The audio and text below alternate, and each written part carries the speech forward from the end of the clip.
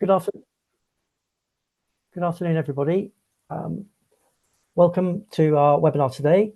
My name is Neil Ward. I'll be chairing the webinar today. I'm based at the School of Environmental Sciences at the University of East Anglia in Norwich, and I'm one of the co-leads of the AFN Network Plus, which has organised the event. I'm joined today by my colleague Jez Fredenberg, who is usually chairing, but we're taking it in turns a bit. It's been a few weeks since the Climate Change Committee published its 7th carbon budget. I think that was the 26th of February. We continue to sort of read the headlines and the reaction continues to sort of unfold. But now the dust has settled a bit, it's time to have a chance to sort of dig a bit deeper into some of the details and consider the budget further from the perspective of agriculture and land and the agri-food system. So we're very pleased to be joined today by two team members from the CCC, who I'll introduce properly shortly. If you haven't joined us before, the AFN Network Plus is funded by UKRI, and is a project that focuses on identifying research gaps and priorities to help reduce emissions from the UK agri-food system as we transition to a net zero UK by 2050. We've got around 3,000 members now across the UK, so we've got excellent collective knowledge held within the network. If you haven't joined the network, please do, because we get excited at clocking up our membership, and I think we're just on the cusp of the 3,000 mark.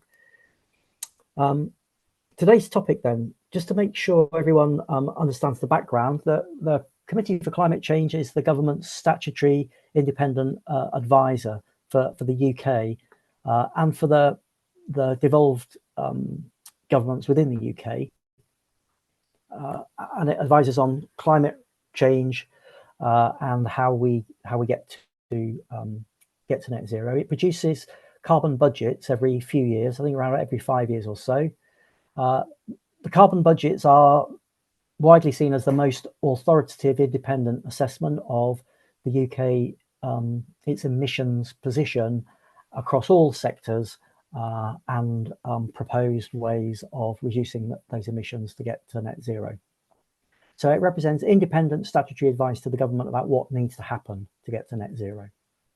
So today we're going to be hearing about the 7th carbon budget, and that covers a period, I think it's 2038 to 2042, but I stand to be corrected if I got those years wrong. So we'll be covering some of the common queries that have been cropping up around agriculture and land and food that are not covered in the might not be covered in the report. More about the CCC's assessment of the position of farmers and how they might potentially be better off when it comes to the carbon budget 7 period, and some of the assumptions behind the shift away from meat and dairy consumption, or reduced meat and dairy consumption, and the most impactful levers that might help achieve this. So that's the plan for today. So I could just introduce our speakers. First, Indra Thillainathan is the team leader for CCC's Land, Agriculture and Nature team. She covers both mitigation and adaptation work. She oversaw the work on the 7th carbon budget advice for agriculture and land use sectors. She's got extensive experience at the CCC and previously worked on residential energy efficiency and fuel poverty. And with her is Sandra Bogelein, who is a government social researcher with a PhD in environmental psychology, and at the CCC she leads she's the lead analyst for people and net zero, and covers work on the most impactful low carbon household choices and public engagement on net zero and adaptation as well. So if you want to get your slides ready, Indra and Sandra, over to you.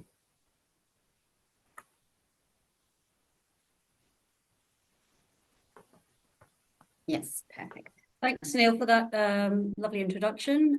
So I'm going to cover off sort of the agriculture land use part of the analysis, and then I'll hand over to Sandra to cover sort of more the diet change and how we arrived at those various assumptions. So I thought it would be, I think you have to do it with the mouse here. Okay. Yeah, I thought it would be useful if I just quickly go through like the economy-wide picture. So what this chart helpfully demonstrates is the series of 5-year carbon budgets that we have out to 2050, which gives us that net zero calculation there by that period. So the sort of yellow blocks are the sort of past carbon budgets. We're currently now in the 4th carbon budget. So these are the 3 pink carbon budgets, future ones, that have currently been legislated. And obviously we're waiting for government now to decide on an advice for CV7, but hopefully in line with the others that will be legislated. And you can see that the grey line corresponds to the reduction in emissions over time. And to get to the 2050 target, net zero, we roughly need an 87% reduction on 1990 levels. And that roughly corresponds to a quarter of the emissions we currently have. So the balanced pathway for CV7 is that purple line going out to 2050. As we go out to 2050, it's quite evident that the share of emissions reduction that has to come from agriculture and land use will only increase. So that's both as a result of, the fact that other sectors will have already been well on the way to decarbonising. So we can see in the first 3 carbon budgets, that yellow chunk of emissions reduction, that large share was coming from decarbonising, energy supply, electricity generation. But as that sector moves down closer to zero, other sectors are going to have to pull in their weight. So across surface transport, for example, industry, land and agriculture. So after CV7, after the 7th carbon budget, we can see that green wedge coming from agriculture and land use will increase, as the share of emissions reduction from other sectors gets close to zero. This chart is quite useful just for sort of splitting out the different sort of makeup of that net zero analysis by 2050. So the bar on the left shows you the economy-wide picture. That's all the sectors, and we can see that remaining emissions. There's obviously remaining emissions in agriculture and some in aviation, but that's offset by other sectors such as GDRs. So we get to that net zero position, which is that yellow dot. In land use and agriculture, the remaining residual emissions in agriculture is totally offset by the land use sink. So as we devote more land to tree planting, for example, we get a bigger land use net sink, which offsets our agricultural emissions. So that's the picture for the economy wide. So looking at diving in now to the CB analysis for agriculture. So as we know, agriculture is roughly the 4th highest emitting sector in the UK, and emissions are roughly about 11% of total economy-wide emissions. And of the 4 main sources of agriculture, we can see that roughly 63% of these agricultural emissions, when looking at the inventory for 2022, comes from livestock. So that's both through enteric fermentation coming from the ruminant livestock, but also the management of their wastes and manures. There's a further 24% of emissions that comes from the management of soils. And then the remaining 13% is the use of machinery, both in terms of stationary machinery to heat and cool agricultural buildings, but also, on-field machinery such as tractors and combine harvesters. So that's mainly the use of red diesel in those machines. So as I mentioned, livestock accounts for a significant chunk. And if we look at that makeup of the ruminants, we can see that it's the beef, the dairy cattle and the sheep. And that's roughly around 30, 40, 50, 58% of total agricultural emissions are coming from those animals. So, what we did for CV7 is we looked at how we could reduce those agricultural emissions of the land and the livestock that remains in agriculture. And obviously what is clear is that based on current technology, it's not possible to decarbonise livestock or soils, for example, in the same way you can do machinery. So while we can get down to close to zero for machinery, there's still, quite a lot of emissions left in the system. So at the moment, there's no silver bullet that can reduce, emissions from livestock and soils down to zero. But what we wanted to do is we looked at a range of measures. Sorry, there was something. Our slides I'm trying to Yeah. So what we did, we commissioned some work from the Scottish Rural College, and they looked at a bunch of cost-effective measures for reducing emissions in agriculture. And these comprise a range of different measures tackling things like livestock feed and diets, better management of waste and manure, measures that can reduce nitrous oxide coming off crops, elements of breeding and improving livestock health, and things like more sort of innovative things like the use of robotic milking parlour. So what we found is that in total we had about 29 measures spanning, across the different livestock and soil types, and all of them were cost effective against our assumed carbon price. And in addition, many of these were actually represented yield or productivity improvements. So, from an operational cost point of view, it was actually cost effective for the farmer to deploy these measures and also, reduce their operating costs. However, given all of this, even with the rollout of these measures, you're still left with quite a substantial chunk of emissions remaining. So obviously, we had to look at alternative options for reducing these emissions. Let's see if that works. Yeah. So the sort of second type of category we looked at was the use of drivers that could reduce livestock, but also release some land out of agriculture for alternative uses.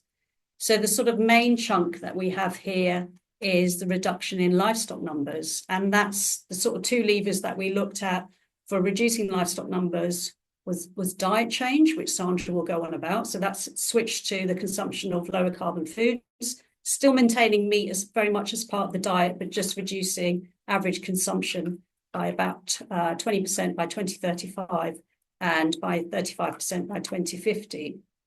And it's also critical that we have supply side policies, incentives in place to support farmers to actually diversify the use of their land beyond agricultural production. And we see that as very much being part of the pitch for actually diversification of income, but also, by doing things with other land, also building in the resilience of their land to increases in climate. So as you can see from the chart here, once we factor in these additional measures, that purple chunk there actually does give you quite a large abatement in agriculture.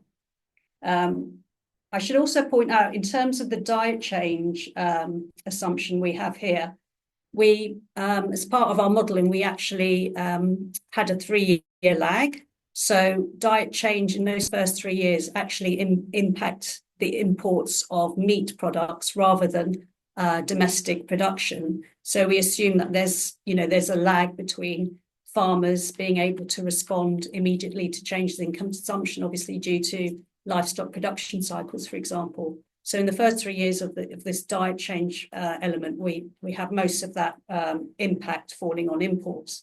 At the same time, we assume that a diet change impacts both imports and domestic production. So we're maintaining the overall import consumption ratio.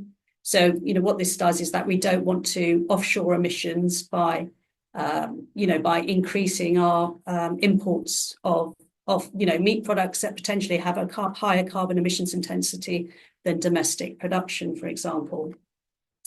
In the chart here, we also have a small element right at the top, and that's coming from other land release measures. So we modelled 3 further measures that could release land, and it does give a smaller land release compared to diet change and reducing livestock, for example. So we have reductions in food waste, which can, reduce or avoid agricultural production, improvements in crop yield. So we have an assumption that by 2050, average wheat yields, for example, increases by 10%. and a very small shift of horticultural production to indoor systems. So we assume roughly 10% of horticultural production is moved to indoor systems. So by taking all of those measures in total, what we can see is that the balanced pathway actually delivers us 71% more emission savings compared to a scenario where we just rely on decarbonising machinery and applying those 29 on-farm measures and practices. So what we see that is it is key, in all of this, that we need to, in order to reduce emissions further, we need to sort of, I guess, be more ambitious on reducing livestock. So if we go to the next slide. Thanks. So diet change is also important for releasing land out of agricultural production, because we want to be able to increase our land-based sink. And as we can see from this pie chart, 71% of UK land area is dominated by agricultural production. So in order to increase woodlands from 13% to 19%, which is the area of woodlands we have under CB7 by 2050, we do need some of that land released out of agriculture and diverted to other uses.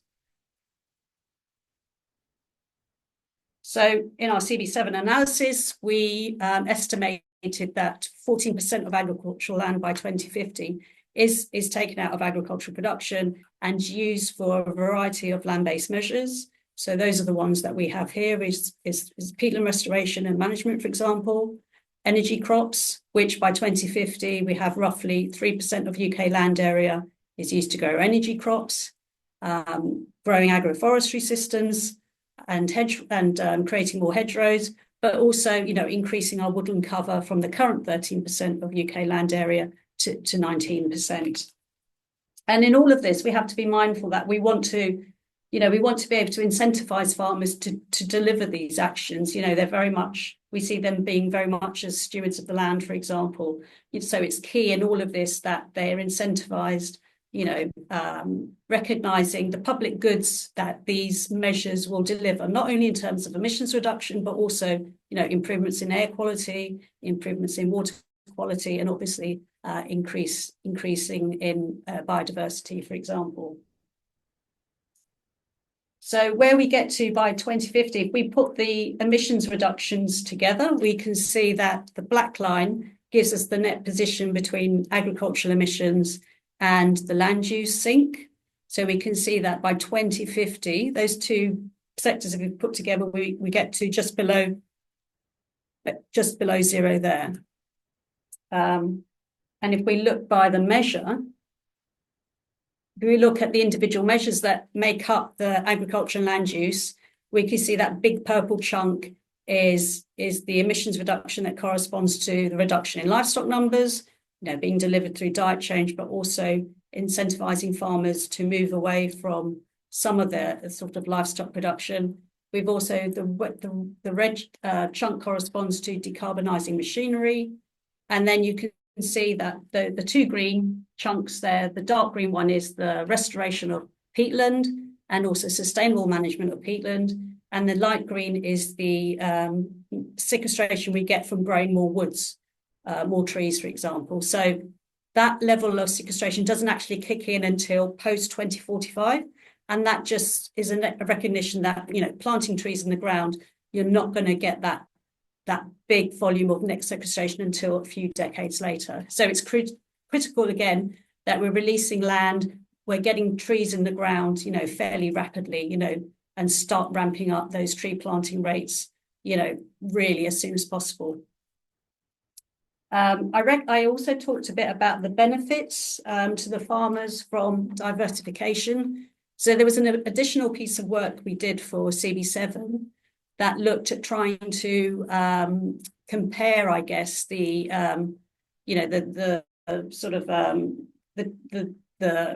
farmers were incentivized to do other things with their land, we wanted to see what that meant in terms of, their overall income. So we have this piece of work that looked to transition 12 representative rural land use archetypes, comprising roughly 46% of UK land area. This particular archetype is one that's the sort of counterfactual, the current use is intensive grassland, so livestock, ruminants grazing on this. And we wanted to consider, well, what was the net costs and benefits of transitioning this sort of intensive grassland landscape to one. So we had two transitions there. So one looked at planting more woodland, productive woodlands, and alongside hedgerows and agroforestry. And the second transition looked at creating less woodland, but looking at more sort of land sharing type measures such as agroforestry and hedgerow, but also the planting of crops such as energy crops and installing more solar PV. So energy crops and solar installation would give, an additional private benefit, I guess, to the farmer. And then we wanted to compare how those costs and benefits changed by 2050 compared to the baseline where, ongoing agriculture is maintained as it is. And what we found was that actually, in terms of while the private benefit of agricultural income from livestock production actually declined in line with a reduction in livestock numbers, that was actually offset overall by the increase in benefits you'd get, from the public goods that these land use changes deliver. So things like water quality, for example, but also emissions reduction. And we can see by those black dots that actually the transition provided a net increase in both private and social benefits, ranging between £630 to £700 per hectare by 2050. So what this clearly demonstrates is, if the farmer is adequately incentivized and paid to deliver these public benefits, there's obviously scope for them to diversify their income, which is a good news story, I guess. And lastly, actually, so these are we thought it would be quite useful to get everyone's views on perhaps where they thought the gaps in our analysis were. But we have to be quite mindful that when doing our work on CV7, we're very much governed by having, robust evidence in place. We're obviously guided by what's in the greenhouse gas inventory and having robust emission factors enabled to be able to quantify, a range of different measures that can deliver emissions reduction and increase sequestration, for example. So for that particular reason, we weren't able to include these sort of four main points that I've just listed here. I mean, there could be others that you might have in mind that we also excluded, but obviously, I know there's lots of work being done at the moment on blue carbon in terms of developing robust emission factors, and again on natural regen, rewilding, for example. So these are the sort of type of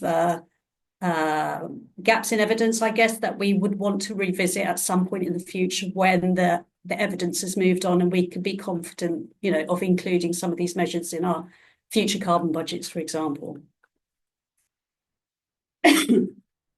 Great, thanks, Indra. So I'm just going to move on quickly a little bit to talk a little bit about the shift to lower carbon food. So Indra has already explained how and why in the model we require a reduction in livestock numbers, that is to reduce emissions directly from livestock and to free up land for example, tree planting. So my job was to look at what's a feasible shift in away from meat and dairy to lower carbon foods. And it's maybe important to explain that we look at this in the rounds of what else do we expect from people, from households. So you can see this is a chart that we have where we kind of list all the key low carbon household choices and how much they contribute to emission reductions in 2040 this is.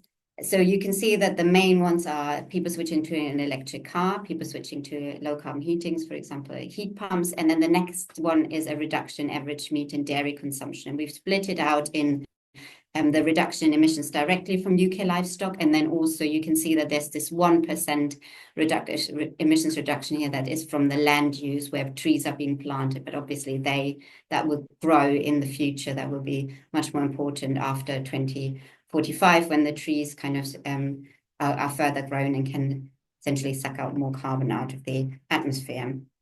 It's also important to say that these only relate to UK emissions, so territorial emissions. There is a percentage of meat that we import, so the emissions reductions that would come from reducing that imported meat, so imported emissions, that's not represented in this graph. So it's kind of slightly underestimates the relevance of change of dietary changes when it comes to emission reductions.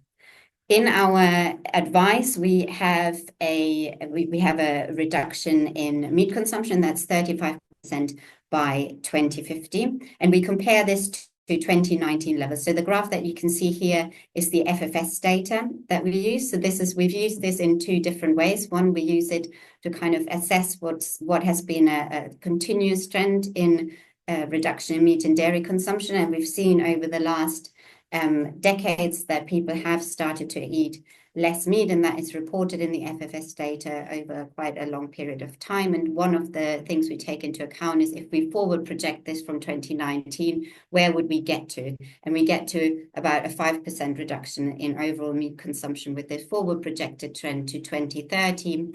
So it wouldn't be enough to get us to the 20% reduction we need by 2035. So you can also see that recently there's been a sharper dip.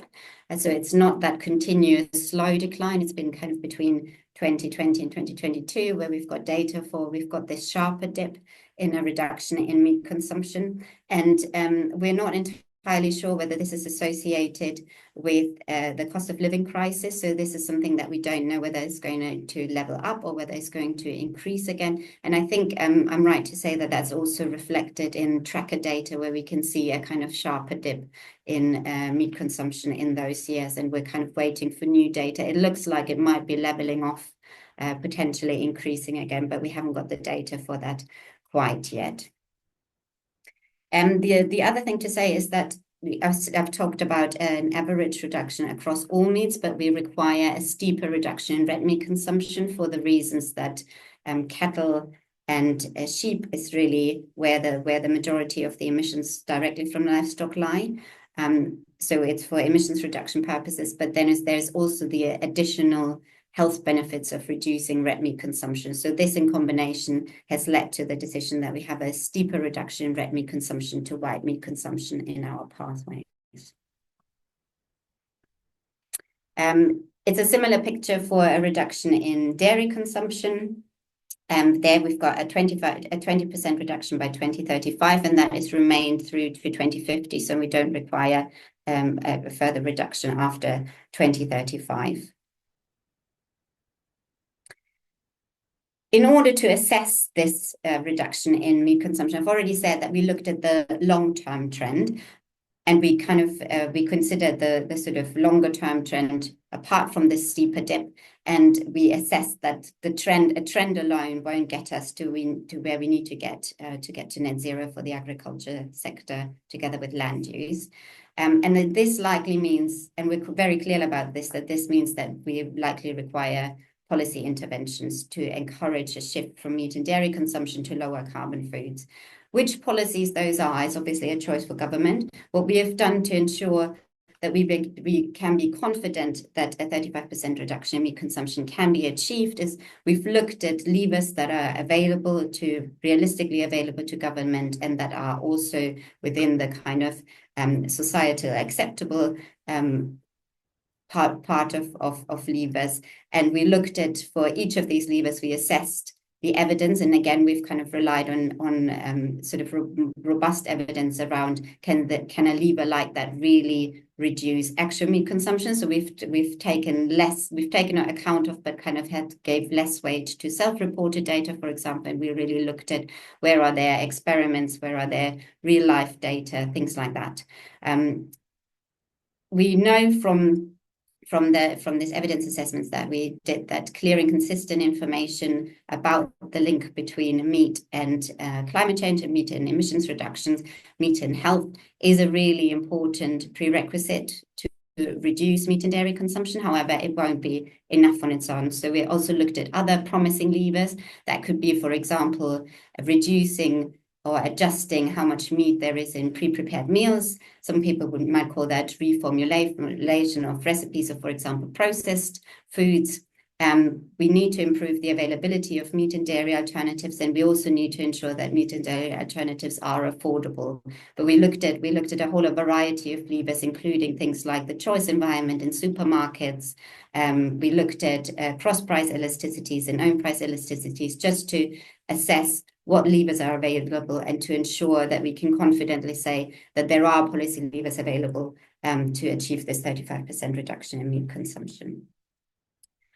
We then looked at those policies levers. Where will they likely push consumption? So what will people replace meat and dairy with? And we assessed that it's likely, because of the kind of levers that we have, so a change in the choice environment, changes in price, things like that, that likely the majority of meat and dairy in our scenario will be replaced by things like existing alternative proteins. So we think that there is a likely shift from a kind of convenience food, say, for example, a meat burger, to, for example, a plant-based burger, if there are tasty, affordable alternatives to those convenience foods, that most of the levers would likely push meat consumption towards those more already existing alternative convenience foods, for example. We have a small amount is replaced by plant whole foods, so by things like pulses and legumes, and obviously they have a much higher health benefit. And it's up to government what kind of levers they apply and how far that can be pushed even further. But we think that most of the levers really will work on that kind of convenience replacement, and therefore that it's more likely that meat and dairy will be replaced by plant-based existing alternatives. We also have a role for more novel alternative proteins. So these are kind of products that maybe utilize precision fermentation or cell cultivation to improve the taste and the texture, and potentially in the future reduce price of alternatives as well. We've also, because there was in kind of, we know there's lots of discussion around what will be the likely impact on health. So we also did, together with experts, an assessment of what this replacement of meat and dairy products with the kind of scenarios that I've explained, some whole foods, some novel alternative proteins, but mainly existing alternative proteins, what will be the impact on health nutrition. And we assess that our pathway is compatible with a healthy and nutritionally based balanced diet. And there's been quite a lot of new studies coming out. For example, studies from Scotland, where they assessed what a replacement of meat and dairy is, this 35% reduction of meat and dairy consumption replaced with actually plant-based alternatives, that has overall health and nutritional benefits. And they also assess that that will not have negative impacts on costs for consumers. And there is obviously a world where there will be negative nutritional impacts if someone reduces their meat consumption, but this only really occurs where someone has got a diet that is already very unbalanced, and where meat is not substituted at all or not well substituted. So you can, on average, there will be a positive impact on health and nutrition. I might skip that in the interest of time. I just thought a little bit about research gaps going forward as well. So I've said we've used the FFS data. That is data where people kind of report what they present. It's essentially as a self-report data, but people present their purchase receipts and then also write down what their household consumed. So there are limitations to that data. So going forward, we might need to look at those limitations and potentially addressing some of those limitations. So we've worked with the FFS team to see what their plans are going forward, but we don't have access to tracker data, but we work with academics that look at tracker data. So we want to continue doing that going forwards. I think a big gap in this area is supermarket studies. So really studies where, for example, a change in the choice environment, or a change in the offer, or a change in the marketing of a plant and of plant-based alternatives is really tried in supermarket settings. So they're not really studies out there that do that. So that is a big gap in the research. And there's also a research gap around UK-based meat and dairy alternative studies. So especially around what happens if meat and dairy alternatives become cheaper. Does that only mean people purchase more meat and dairy alternatives, or does it actually affect the amount of meat that people purchase as well?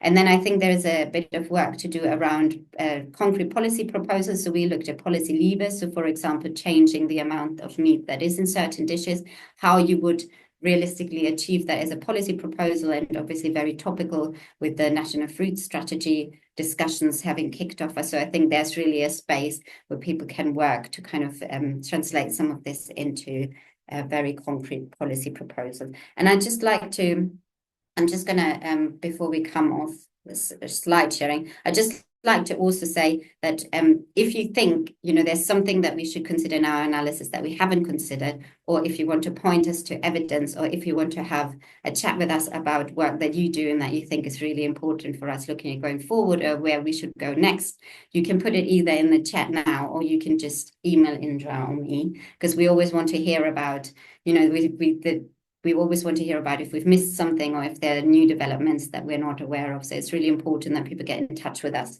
so we can continue assessing the evidence going forward. That's it from us, Neil, so far. I just leave this for another minute maybe so people can take down email addresses. And great, thank you very much. So yes, everybody bear in mind, there's an invitation there to put points in the chat around responding to the presentation and where you think there are key questions that still need to be addressed. Just looking through the chat, there's a lot of that in there already. So I think there'll be some good material for you. And I think we've got 36 questions in the Q&A box. So we're not going to be able to get through all of those. But what I'll do is I'll pull out some of the themes. Some of them are on common sorts of issues. There was one I wanted to pick out just to start with, which is from Dustin Benton, who I think gave our first webinar way back. And that was when he was at Green Alliance, I think. Did you assess early stage technologies in the agricultural sector, e.g. methane vaccines, raised peat water tables, Asparagopsis-based feed? Yep. Yeah. If not, why not? The CCC assumes speculative or early stage DACs and aviation decarbonisation in other sectors. So is there consideration of early stage, potential useful techs in the agricultural sector? Yeah, I mean, I didn't sort of go through individually all the different on-farm measures and practices, but part of that is around feed additives. So we include 3 specific feed additives, of which 3-not is probably the one that's delivering the most abatement, and that's quite a innovative type of technology. The Food Standards Agency gave approval for that, so we see that being taken up. We did have a look at Asparagopsis, which is it's a seaweed thing, but actually when we were talking about this with DEFRA, there's someone's, although it's actually offers the most abatement out of all the feed additives, it comes with sort of environmental concerns. So there's evidence that it could be carcinogenic, for example. So we didn't actually put that into our balanced pathway. So we do have that as a uncertainty measure going forward. And we don't see that being rolled out any earlier than 2035 because there's a host of environmental concerns that need to be addressed first. So we didn't feel confident, in discussions with DEFRA as well. It wasn't deemed suitable to have that in the balanced pathway. For things like peatland restoration, we do have restoration, but we also, for lowland cropland peat, we have sustainable water table management. So both in terms of dynamic water table management, but also seasonal, and also re-wetting that allows for continued crop production, but under a pluriculture system. But unlike CB6, we've sort of got those sort of water table management systems coming out later in the 2030s, because again, there's technical issues that have to be addressed first in terms of the hydrology of the systems. So we thought it was best to sort of push that out a bit. So I think we've got a good balance of ready to roll measures, but also the more innovative type ones. Great, thank you. There's lots of sort of factual questions. What was the carbon price assumption? Is food waste just on farm or across the chain? How do you decide on? Just to on like we haven't said this, but we haven't published our methodology report yet. And the reason is because our devolved administration carbon budgets haven't been completed. In part, some of it doesn't make sense to kind of, you can't do the UK wide without going into detail for the devolved administration. So that will come out, I don't know the date, end of May. Yeah. End of May. So there will be lots of detail around those assumptions. So if we can't answer them all. Yes, I was going to flag that. There's more detail on the methodology coming down the pipeline in the next couple of months. One sort of theme that comes through in some of the questions is around sort of soil carbon sequestration. Is it possible for there to be a carbon negative cow?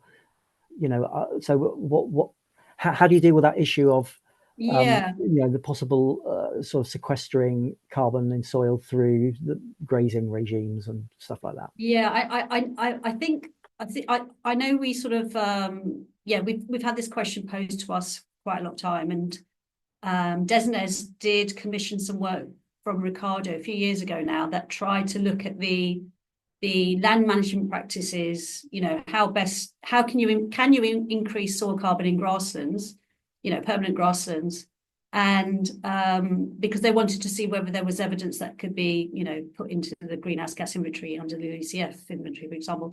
But I think where they got to was that age is the most critical variable for the soil carbon sequestration potential. And given that a lot of our permanent grasslands is already at quite a mature age, the sort of the sort of implicit thing then is that actually the soil carbon of those grasslands are already at quite a high rate of equilibrium. So actually the scope to actually increase soil carbon in mineral soils that's under grassland use is quite limited. And actually you'd probably be better off, trying to ensure that you keep what's already in the soil, given that, warmer climate might be a threat. I know DEFRA are working on something around soil carbon and grasslands, so I would say watch this space. So that's where the evidence currently is. But obviously, again, we'd invite, if anyone's got evidence, to send that through. Yeah. There's a few people mentioned the carcass balance issue, which I think is that, a cow gets chopped up and used in different bits, get used for different purposes. And so the relationship between sort of people's changing meat consumption practices and livestock numbers is not a very neat relationship. Some stuff gets used in processed foods and some stuff is used in high quality joints of meat or whatever.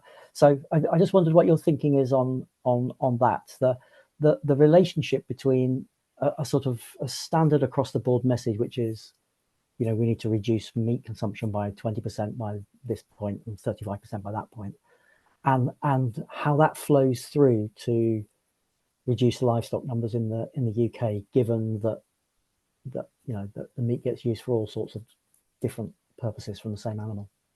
Yeah, so I mean, we're expecting that there will be a little bit more evidence coming out shortly, because there are some models now that look at the kind of interlink between demand and then production and trade and demand in the EU. So we haven't got the results of that yet, but it's kind of, we're aware that there is limited data currently, and that hopefully those gaps will be filled going forward. So it should be a few weeks away before that's published, and we'll look at that when it comes out. And I guess to say that when we talk about meat reduction, we are talking across those different types of products. So whether it's high value products, meat that goes into processed food, we're applying that sort of assumption across the different products. Yeah. Okay, I saw a question about GWP star. I don't know whether there'll be lots of that in the methodology report when it comes out, but do you want to just say about... We do talk about it, I think, in one of the economy-wide chapters in the main advice report, but obviously we're very much governed by what the international accounting rules are, which is using GWP 100 when we look at methane and nitrous oxide. But we're obviously conscious of the debate around whether it represents a good metric for methane. Yeah, okay, thank you. Carbon border adjustment mechanism. Any thoughts on how that plays into the pathway? I think we obviously, what we don't want to do, why diet change was a key sort of measure for us, is because, okay, you could just focus on supply side policies to reduce livestock numbers, but if you didn't have that corresponding reduction in diet change, people would just import, they would just demand more imported food with a higher carbon intensity. And I guess CBM, a carbon border adjustment is a mechanism in place to ensure that we don't have those higher emissions intensive products coming into the country. But with diet change, we're assuming that actually we'll tackle both imported products anyway. So yeah, so I think you could look at it maybe for those on farm measures and the results of that. But as Indra says, especially because we require a reduction in meat consumption, that tackles imported as well as UK produced meat and sort of gets around the need for those adjustments. Yeah. Okay, there's some questions about agroecological practices, regenerative grazing, high nature value farming, things like that. I guess it's quite interesting when you put your pie charts up and the livestock emissions is such a large proportion of the pie chart, and what you might call low carbon farming practices is a sort of quite a smaller chunk of the pie chart. But there is a lot of interest amongst the research community and amongst practitioners about the difference that agroecological practices can make. What do you make of that issue that perhaps regen farming doesn't come through very strongly in the sort of narrative around the balanced pathway? What would be your response? Yeah, I mean, we do have, I guess it's how you frame regen, and what's the definition for that? But we do have certain measures, for instance, some soil measures like grass legume mix, cover crops. I guess agroforestry, some people would call that as a regen measure. And we did commission some work back in 2022, and I think the work was led by University of Edinburgh, and they did go back and look at, if you were to adopt regen agroecological sort of type measures, what would that do in terms of both yields but also emission savings? And I think the assessment was that actually it's probably more beneficial for other things. So for example, like improving soil health, soil structure, but the emissions savings benefit was probably a bit smaller. But, that's not to say that farmers should very much be doing these things, because it does deliver a range of other benefits. So, so we did look at some measures which we have included for CV7, but it's a question of how much of the abatement, the measures that we didn't include, was there a reason for that? And maybe the benefits lie elsewhere, but not in the emissions side of things. Yeah. Okay. Just seen a question about deer. But I looked at the inventory, and the emissions from deer were the emissions from the ruminants was 650 times greater than the emissions from the deer. So I'm going to not go to the deer question because there are bigger questions. But it is an interesting one if you're interested in deer. But I'd suggest you look at the inventory. So there's now more than 40. There's 48 questions. We're not going to get through all of these. Neil, if you want to look at some of the ones I'm highlighting for you as well. I'm doing it. You send them to me in the chat, are you, Jess? Yeah. The blue food. There was one about food waste that you mentioned. So we very much look at food waste across the supply chain. Yes, that's not just on farm. Yeah, and we look at how could that impact UK agricultural production in terms of avoided production, and then the emission savings you get from that. And to say we look at it from the household side as well. So we've got food waste as one of the household low carbon choices, but it doesn't make it even close into the big six because it just doesn't get enough emissions reductions. Yeah. Okay. A question from Martin Mulholland. Have you considered the impact of the FAO predictions on growing global meat consumption and what that might mean? Have you considered the impact of so it's interesting because, we're focused on the UK inventory, UK emissions, that there's all of this other stuff going on beyond our shores. And one thing that's going on is that there's predictions of growing global demand for meat.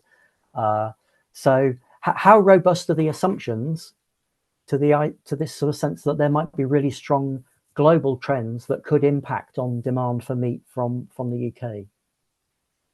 Yeah, I mean, what we looked at was the EU demand. Is there potential? So diet change occurs in the UK. That means, can farmers export? I guess that's what we're saying. If you can't sell it domestically. So we looked at, is there potential? EU is currently the biggest export market for UK meat sales. But in a world where we might expect EU consumption patterns to follow that of the UK, that would then mean that, UK farmers would have to go further afield.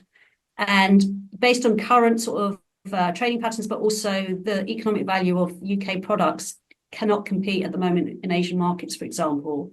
There's a few niche products that, fifth quarter products, for example, can be sold quite cheaply. But for sort of, the good value products that UK meat exports currently to the EU, it would, that's our current assumption. It would be quite hard to find cost, on a cost competitive reason to find new markets.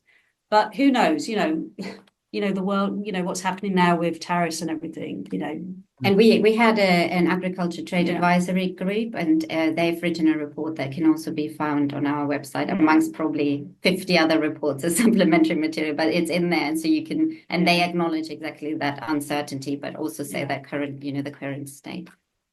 Yeah. There was a little question. It was very short and succinct, but it's a huge question, which is just sort of how, really, on the animal numbers and the diet change. So I guess it's sort of what's your theory of change here? It looks like the diet change. You start with a diet change, and that leads to market conditions, which then drive a drop in UK animal numbers. That's we think it needs to be a combination. So we think it needs to be a combination of supply side measures and demand side adjustment. And there's lots of possible policy levers that are available to the government on both sides, really, but particularly to reduce meat and dairy demand. But it needs to be a combination, first of all, because we've got this time lag where, if there's a market signal that people eat less meat, we expect that farmers it would take a while for them to adjust. But then also, if you imagine that, for example, the government only applies supply side measures and incentivizes farmers to reduce their meat and dairy consumption, one of two things will happen. Either meat becomes more expensive and then you reduce demand for meat through the one thing that you probably don't want to do, which is increase prices, or we just import more meat and have carbon leakage. So that's why those two things really need to go hand in hand. The diet change is necessary. Is a necessary condition. Yeah. Okay. I'm having a look at some more that Jez has highlighted, and now I'm accidentally right clicking. Sorry. A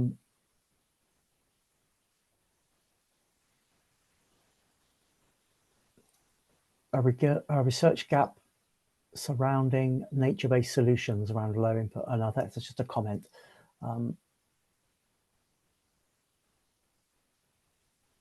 Lots of people wondering if red meat, I think we've covered that one. If red meat consumption does not drop, but UK production does, how would the UK look at this effectively? We will have offshored emissions. So okay, let's take it that way around then. So that's interesting. Yeah.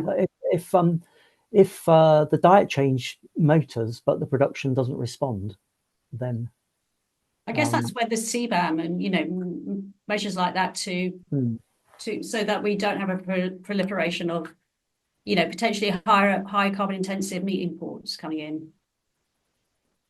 Yeah. Okay. Any thoughts on local procurement as a route to embed dietary change? So, I mean, in universities, there's a huge amount of sort of interest and research on local food networks and models of local procurement as well. Is that something that's sort of featured in your thinking? So procurement in and of itself is, because it is a mechanism to, first of all, procure less meat, but also, and more importantly, probably to kind of increase the availability of alternatives and really give people the opportunity to try them and hopefully like them. I think there's a caveat around data availability at the moment. I know there's a research project going on looking at the impacts of kind of procuring more plant-based food in public settings. So again, this is a watch this space. I think it's pretty imminent that something will come out in that respect. At the moment, we haven't got very good evidence or data on that. Local, I think, is a tricky one. With my kind of sledgehammer, I would probably say the what is much more important than the where from overall, and especially when it comes to communication with households. So really that's where we try and cut through with these are the main messages, and the main message is a reduction in red meat consumption for environmental and health reasons. Yeah. I think we have to draw it to a close. We're coming up to 2 o'clock and people have other meetings to go to. There's lots of unanswered questions that I haven't been able to pick out in the time, but we'll send them to you so you can see what people are interested in, and people have been invited to put in their comments in the chat, and we'll get you the chat, so you'll get a good sense of what people have thought in response to what you've said. Thanks very much, Sandra and Indra, for that talk. I think there'll be lots of people looking at that on YouTube as they become acquainted with the budget and want to know more. Our next webinar is going to be with the Food, Farming and Countryside Commission on 25th of April, a couple of days after the publication of the Citizens Food Conversation Report. So Jez will be emailing around, letting everyone know about that. If those people still on the call, if you're able to take a couple of minutes to just rate our webinar, that would be much appreciated. Our funding is due to come to an end this year, 2025. We run up to December.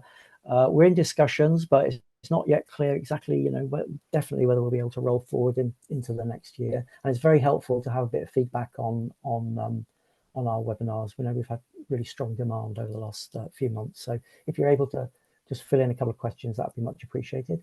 But yes, thanks again to Sandra and Indra for answering the questions on your presentations. And best of luck with the work as you go forward to CB8. Yeah, thank you for inviting us. Thank you. Bye. Okay, thank you. Bye.